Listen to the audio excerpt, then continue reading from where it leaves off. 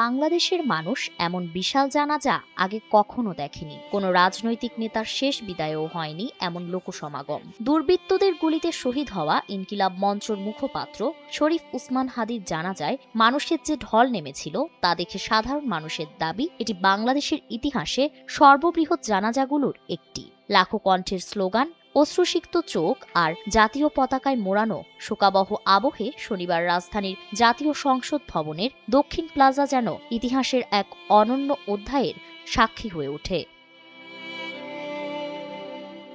শনিবার দুপুর ২:৩০টার দিকে জাতীয় সংসদ ভবনের দক্ষিণ প্লাজায় শহীদ উসমান হাদির নামাজে জানাজা অনুষ্ঠিত হয়। জুলাই গণ অভ্যুত্থানের সম্মুখভাগের এই যোদ্ধার জানাজায় ইমামতি করেন তার বড় ভাই আবু বকর সিদ্দিক। জানাজায় অংশ নেন প্রধান উপদেষ্টা ডক্টর মোহাম্মদ ইউনূস, উপদেষ্টা পরিষদের একাধিক সদস্য, বিভিন্ন রাজনৈতিক দলের শীর্ষস্থানীয় নেতৃবৃন্দ সহ দেশের নানা শ্রেণী পেশার মানুষ। দুপুর ২টায় নির্ধারিত জানাজার অনেক আগেই কানায় কানায় পূর্ণ হয়ে যায় দক্ষিণ প্লাজা ও আশেপাশের এলাকা। খামারবাড়ি থেকে আসাদ গেট, মানিক মিয়া এভিনিউ এবং সংসদ ভবনের চারপাশের সড়কগুলোতে নেমে আসে মানুষের ঢল। হাতে জাতীয় পতাকা, মুখে শোক আর প্রতিবাদের স্লোগান।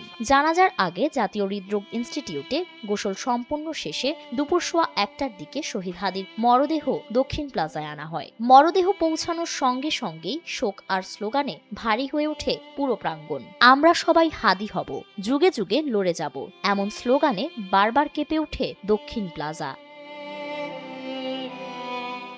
এদিন নিরাপত্তা নিশ্চিত করতে ১৬টি প্রবেশ পথ দিয়ে ধাপে ধাপে মানুষকে ভেতরে প্রবেশ করানো হয়। জানাজার নির্ধারিত স্থানের গণ্ডি ছাড়িয়ে বিভিন্ন সড়কেও অবস্থান নেন ছাত্র জনতা। জানাজায় অংশ নিতে আসা অনেকেই বলেছিলেন, এটি একটি ঐতিহাসিক জানাজা। এত মানুষের সমাগম তারা জীবনে আর কখনো দেখেননি।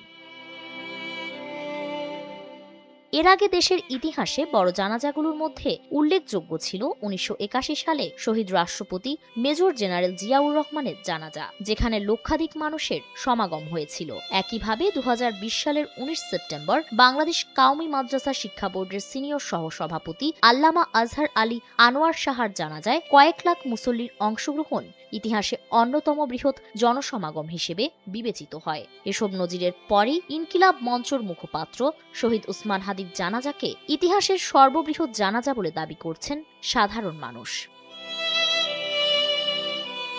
ফারিন রহমান প্রীতি, এনপিবি।